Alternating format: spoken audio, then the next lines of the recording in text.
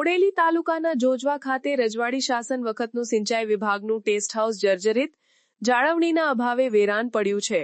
છોટાઉદેપુર જિલ્લાના બોડેલી તાલુકાના જોજવા ગામે સિંચાઈ વિભાગના ટેસ્ટ હાઉસ અને બિલ્ડિંગ આવેલ છે તે હાલ જર્જરિત અવસ્થામાં છે. દિવસે દિવસે બિલ્ડિંગ ધરાશાયી થઈ રહ્યા છે. જોજવા આડબંધ અને કેનાલોની દેખરેખ માટે રહેતા કર્મચારીઓને રહેવા માટે અને અધિકારીઓને રાત્રિ રોકાણ માટે ટેસ્ટ હાઉસ બનાવવામાં આવ્યા હતા.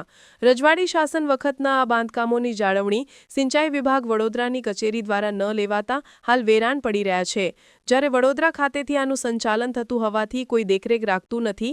જ્યારે આ વિસ્તારને વિકસાવવા માટે અધિકારીઓને રસ નથી. જોજવા આડબંધ રજવાડી શાસન વખતનો છે ત્યારે અહીંયા પ્રવાસીઓ મોટી સંખ્યામાં આવી શકે તેમ છે, પરંતુ આનો વિકાસ કરવા માટે અધિકારીઓએ આયોજન કરવું જોઈએ. હાલ તો તેઓના જ મકાનો જાળવણી વગર વેરાન પડી રહ્યા છે.